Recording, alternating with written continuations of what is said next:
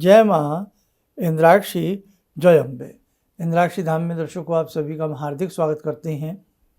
आज के दिन जिन जातकों का जन्मदिवस है, मैरिज एनिवर्सरी है, उन सभी को हमारी तरफ से बहुत बहुत शुभकामनाएं।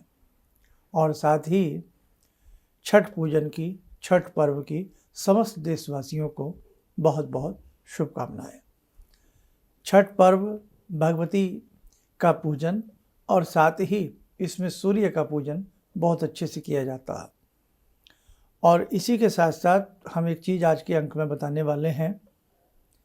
जीवन में सूर्य की साधना कितनी नितांत आवश्यक है, बहुत आवश्यक है सूर्य की साधना। और आज एक भ्रांति भी हम आपकी दूर करने वाले हैं। ध्यान से आज के अंक को सुनिएगा। आइए पहले हम आज का पंचांग देखें। 7 नवंबर सन 2024, दिन बृहस्पतिवार, संवत 2081, कार्तिक मास, शुक्ल पक्ष, तिथि षष्ठी। कार्तिक का महीना हो, शुक्ल पक्ष हो और तिथि षष्ठी हो तो हम षष्ठी पर्व मनाते हैं। सूर्य षष्ठी व्रत इसमें विशेष रूप से किया जाता है। छठ पूजन। नक्षत्र पूर्वाषाढ़ा, राहु काल 1:30 से 3, दिशा सूर्य दक्षिण दिशा। अब आप देखिएगा कि किस प्रकार से आज मध्याह्न से ही गंगा के तट, सरोवर के तट, जहाँ जहाँ पानी, शुद्ध पानी की व्यवस्था है, भर जाएंगे सब। और बहुत अच्छे से अपने सूप में, डलिया में सारे फल फ्रूट, मिष्ठान और ठेकुए की मिठाई जो बनती है शुद्ध गुड़ से और घी से, कुछ लोग तो उसके ऊपर सूर्य देव के चित्र को भी अंकित करा लेते हैं। बड़ा शुभ माना जाता है।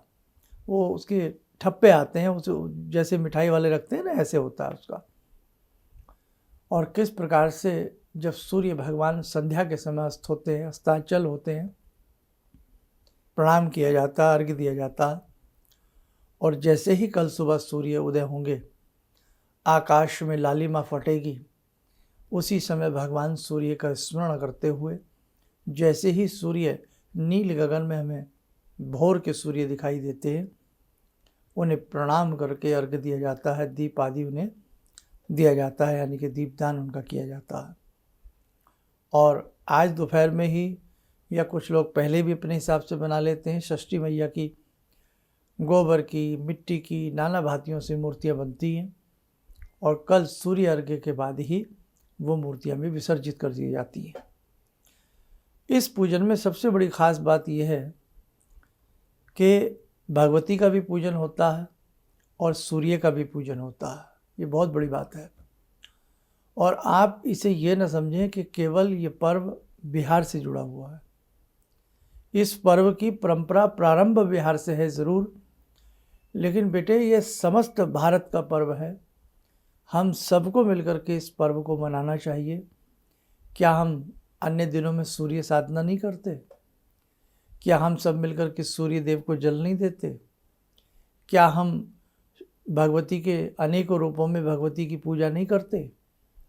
तो उन्हीं रूपों में भगवती का एक रूप छठ मैया भी है, षष्ठी देवी भी है। और जहाँ कहीं संतान की दिक्कत हो रही हो, संतान ना हो पा रही हो, षष्ठी देवी का एक मंत्र जो आज के दिन भी साधक पढ़ें, जो भी छठ पर्व मना रहे हैं, और हमेशा अगर इस मंत्र की 3 माला की जाए जहाँ संतान ना होती हो, बहुत लाभकारी होता है। मंत्र आप लोग लिख लें। ओम ह्रीं षष्ठी देव्यै स्वाहा। पुनः सुन लें। ओम ह्रीं षष्ठी देव्यै स्वाहा। तो ओम ह्रीं षष्ठी देव्यै स्वाहा, ये बहुत आसान सा मंत्र है। 3 माला करने में 6-7 मिनट का ही वक्त लगेगा। भगवती से मांगें आपकी कृपा से हमें संतान की प्राप्ति हो, हमारी खाली झोली भर जाए। हे भगवती, ऐसी हम पे कृपा करें। और इसी के साथ साथ षष्ठी देवी का एक स्तोत्र होता है, षष्ठी देवी की कथा होती है। जो साधिका रोज इन्हें करे तो निश्चित रूप से भगवती जगदम्बा की कृपा होती है और उस घर में संतान का आगमन होता है। और इस व्रत से, जो भी इस व्रत को रखती हैं पूरे विश्व में, अब तो पूरे विश्व में इस व्रत को कहीं ना कहीं, जहाँ हम भारतवासी हैं, हम इस बहुत अच्छे से इस व्रत को मनाते हैं, करते हैं। अपनी संतान के सुख सौभाग्य की कामना हम करते हैं। बहुत साधिकाएँ रात्रि पर्यंत शीतल जल में, क्योंकि ठंडी का समय हो जाता है और जहाँ जहाँ पानी के सरोवर हैं, घाट हैं, गंगा मैया का तीर है, वहाँ तो नेचुरल बहुत ज़्यादा ठंड हो जाती है रात्रि में और सुबह काल। तो देखो कैसा तप तितिक्षा होती है कि रात्रि पर्यंत बहुत साधिकाएँ जल में रहती हैं और बहुत साधिकाएँ फिर भी लंबे समय तक जल में रह कर के, भले ही निकल आएँ लेकिन लंबे समय तक जल में रह कर के एक घाट पर रह कर के भगवती का, सूर्य नारायण का स्मरण करते हुए अपने पर्व को मनाते हैं। किसके लिए साहब? माँ किसके लिए इतना प्रयास करती है? माँ करती है अपने बच्चों के लिए, माँ करती है अपने दुलारों के लिए, माँ करती है अपनी लाडली और लाडलों के लिए। तो माँ का तो कोई जवाब ही नहीं है, माँ का तो कोई तुलना ही नहीं है। इसीलिए बेटे सदैव वो माता पिता जो समय समय पर अपना जीवन हमें समर्पण करते हों, अपना धन हमें समर्पित करते हों, अपना मन हमें समर्पित करते हों और मन से तन से हर तरीके से अपनी संतान को सुख सौभाग्य प्रदान करने का प्रयास करते हों, जीते जी भी सब कुछ हमें देते हों, मरणोपरांत भी ऐसी कुछ FD, ऐसी कुछ इंश्योरेंस करा जाती हूँ कि हमारे बाद हमारे बच्चों को मिल जाएगा। तो हम कई बार बड़े नालायक हो जाते हैं, हम कई बार अपने माता पिता की बात को नहीं सुनते हैं। तो हमारे पर्व एक बहुत बड़ा संदेश भी हमें देते हैं। इसलिए बेटे ध्यान रखना, इस पर्व की गरिमा को समझें और बहुत अच्छे से अपने माता पिता के मान सम्मान को जीवन भर करते रहें। अब लौटते हैं सूर्य साधना पर। सूर्य साधना व्यक्ति को ओज से भर देती है, सूर्य साधना व्यक्ति को तेज से भर देती है, सूर्य साधना व्यक्ति के पुराने जन्म जन्मांतरों को, पापों को जला करके भस्म कर देती है। सूर्य साधना में वो प्रचंड अग्नि का वास होता है। गायत्री मंत्र जप करें, सूर्य का ध्यान करके करें, और जो भी आप कोई भी जप करते हैं, चलते फिरते हैं जप जप करते हैं, कोई संकीर्तन करते हैं, वो अपनी जगह है, लेकिन जीवन में हमें साधनाओं से जुड़ना ही पड़ेगा। केवल ये ना सोच लें हम एजप अजप दिन में चलते फिरते, खाना बनाते, सोते जागते कर लेते हैं। नहीं बेटे, अभी हम इतने बड़े तपस्वी नहीं हुए हैं।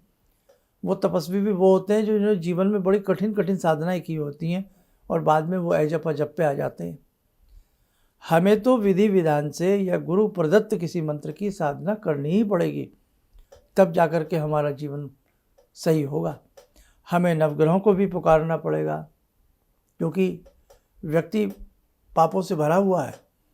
हमें नवग्रहों को भी पुकारना पड़ेगा। हमें समय समय पर गुरु प्रदत्त मंत्र को भी विधि विधान से करना पड़ेगा। समय समय पे हमें नाना भांति के अनुष्ठान करने पड़ेंगे। समय समय पे हमें सूर्य भगवान की साधना करनी पड़ेगी, तब जाकर के जीवन आगे बढ़ेगा बेटे। तो केवल एकमात्र इस छलावे में मत रह जाना कि हम एजप अजप कर लेते हैं दिन में 1 घंटे 2 घंटे, बेड़ा पार हो जाएगा। ये जब की बात है जब सब कुछ तुम्हें मिल गया है। करिए, बहुत अच्छी बात है, चलते फिरते एजप अजप भी करिए।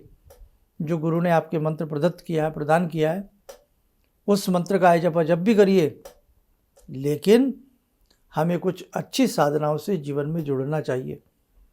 हमें विधि विधान से, बहुत लोग कह देते हैं काहे माला की ज़रूरत है, काहे दीप जला रहे हो, मन के दीप को जला लो, माला का क्या फेरना।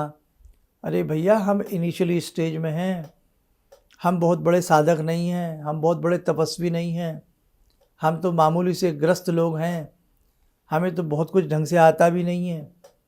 इसलिए बेटे अभी इतनी बड़े तपस्वी हम नहीं हुए हैं, इतने ज्ञानी ध्यानी हम नहीं हुए हैं। हम एक प्याज छोड़ने के लिए 100 बार सोचते हैं कि अब व्रत आ गया है तो प्याज को कैसे छोड़ें।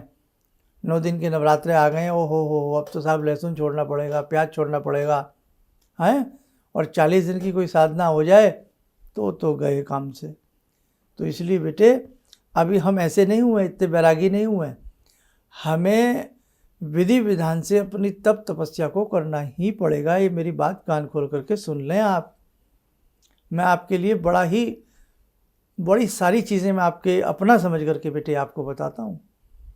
इसलिए कितना भी कोई बहलावे में लेवे कि नहीं बस अब सिमरन करते रहो, चलते फिरते करते रहो, ना बेटे ना, वो भी करो, हम उसके विपक्ष में नहीं हैं, वो भी करिएगा। हमने भी स्वयं क्या है कि दुर्गे दुर्गे दुर्गे दुर्गे चलते फिरते करते रहिए आप, लेकिन फिर भी उसके साथ साथ आपको अपनी नवारण मंत्र की माला, गायत्री मंत्र की माला, किसी विशेष मंत्र की माला, हमें विधि विधान से भले ही पूर्ण ना आता हो, लेकिन इतना तो हम कर सकते हैं, दीप जलाओ, भगवान को धूप दीप अर्पण करो और माला उठाओ बेटे, करना पड़ेगा।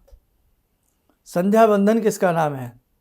शास्त्रों में जिक्र है संध्या का, किस ब्राह्मण हो, क्षत्रिय हो, वैश्य हो, हमें संध्या करनी चाहिए। तो क्या संध्या को हम छोड़ दें? संध्या को हम छोड़ दें?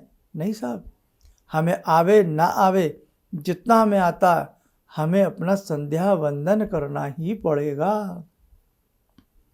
हमें अपने 30 त्योहारों से जुड़ना ही पड़ेगा।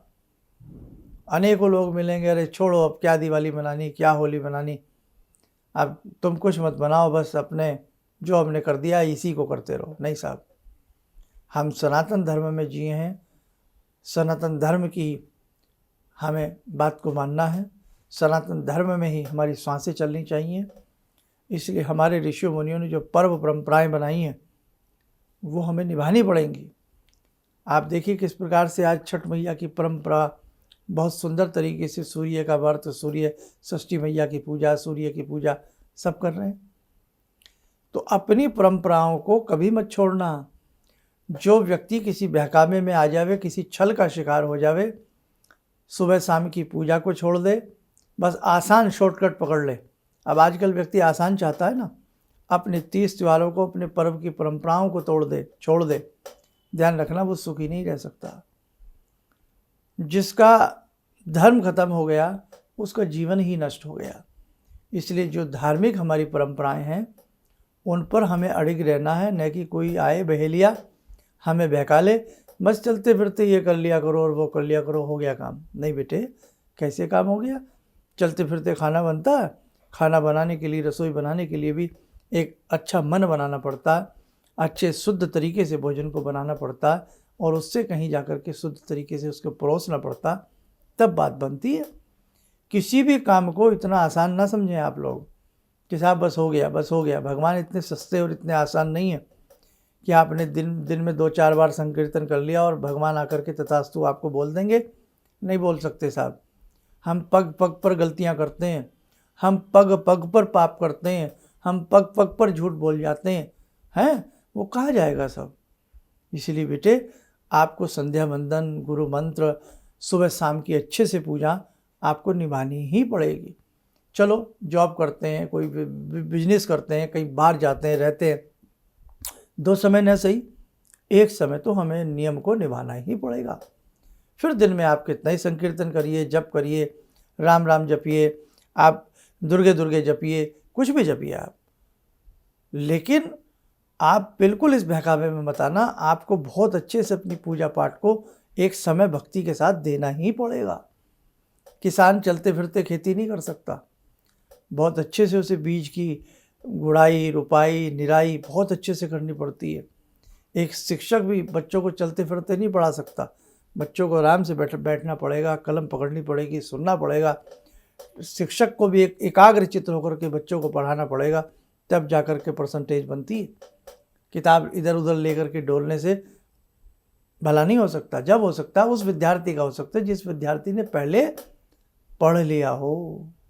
हम लोग तो इतनी कहाँ भक्ति करते हैं, हम लोग तो भक्ति में अब आ रहे हैं, और बहुत लोग तो ऐसे हैं जो कल परसों से ही भक्ति के रूप में आए हैं, इसी दिवाली से साहब आए हैं, इसी होली से आए हैं, इसी साल से भक्ति का वैराग्य जगा है, इसी साल से साहब ये हुआ।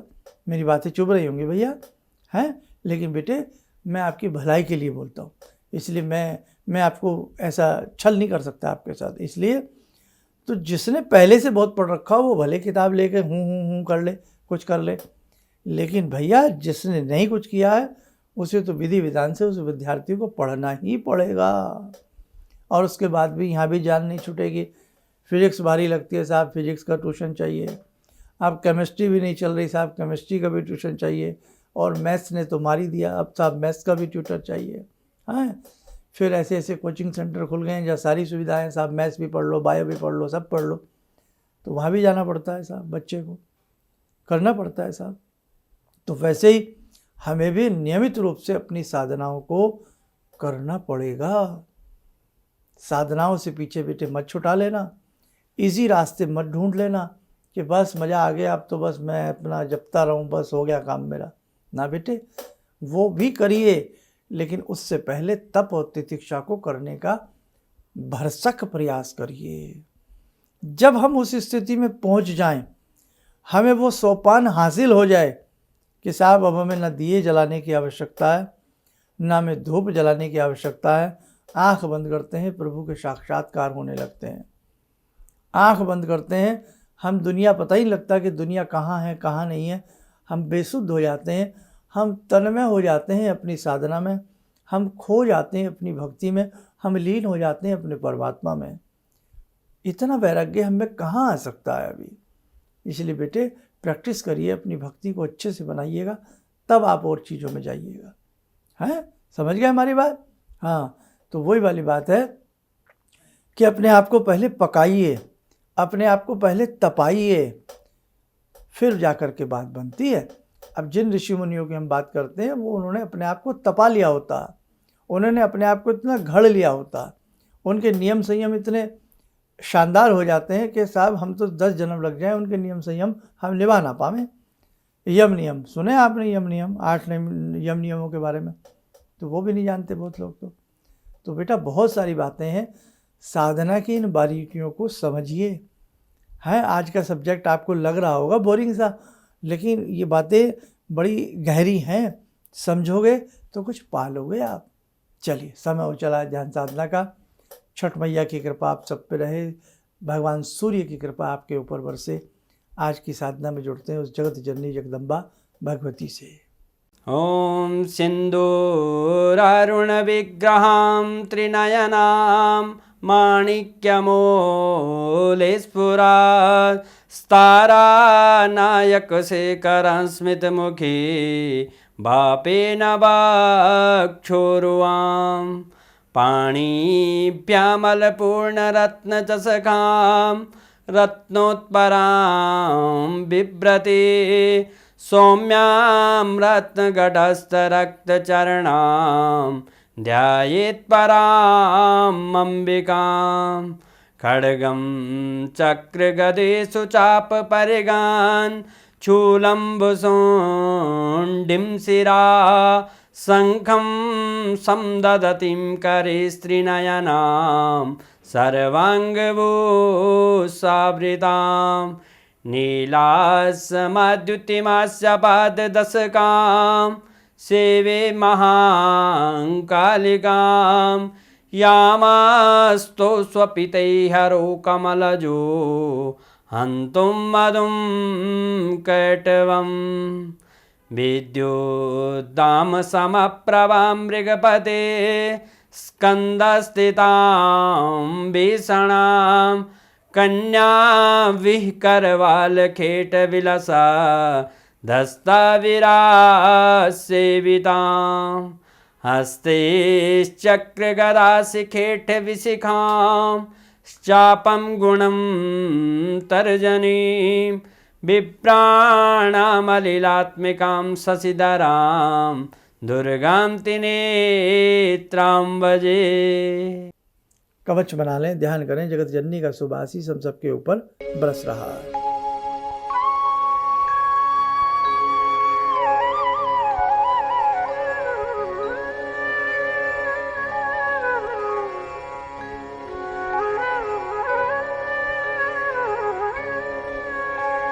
ओम बोलते हुए नेत्र खोलें, सामान्य हो जाए। देखो साधकों, जीवन है बड़ा अच्छा हमें जीवन में करना है, और जिन साधकों की 31 दिन की साधना चल रही है उनके मन से पूछें कितनी वो मेहनत कर रहे हैं। कभी किसी की छूट जाती है तो बेचारे 2 बार करते हैं, कभी किसी से नाम जल्दी पढ़े जाते हैं तो दिन भर ऐसे रहता है आज कुछ छूट गया, आज कुछ हमने गलत तो नहीं कर लिया। और कुछ लोगों की साधनाएं बीच में खंडित हो जाती हैं, छूट जाती हैं किसी कारण, बस मन बड़ा दुखता है। कुछ लोगों का जी होता है साहब हम भी साधना से जुड़ें, लेकिन एनी रीज़न नहीं जुड़ पाते किसी कारण, बस उनका मन दुखता है। इसलिए तप करना, तितिक्षा करना इतना आसान भी नहीं है और इतना मुश्किल भी नहीं है। बस अच्छे से आप भगवान की सेवा में जुड़े रहिए, उसकी डोर को पकड़ के रखिएगा, और देखो कितना अच्छा लगा। 31 दिन जिनकी साधना 31 दिन की चल रही है, आज 7 तारीख हो गई बेटे, 8, 9, 10 और 11 को ये सबकी साधना पूरी हो जाएगी। 12 तारीख की देव प्रबोधिनी एकादशी है, उस दिन हम सब आपके लिए यज्ञ कर देंगे।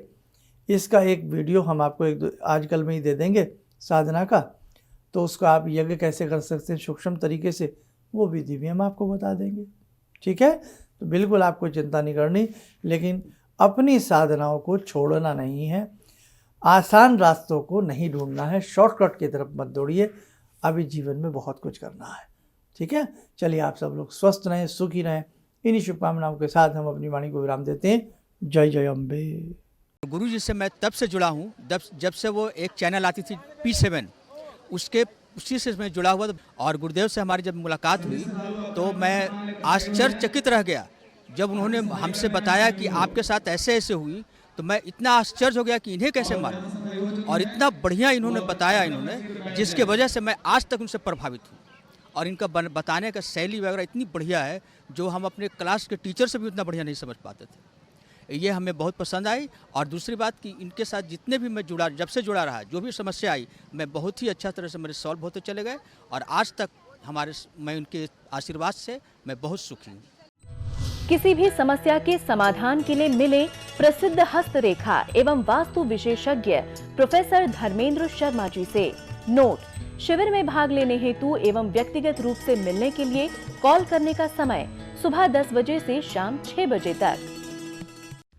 हमारे विभिन्न ज्ञानवर्धक कार्यक्रम देखने के लिए आप हमें अभी सब्सक्राइब करें, बेल आइकन को प्रेस करें ताकि आप देख सकें हमारा कार्यक्रम सबसे पहले। और अधिक जानकारी के लिए फेसबुक पेज को लाइक करना न भूलें।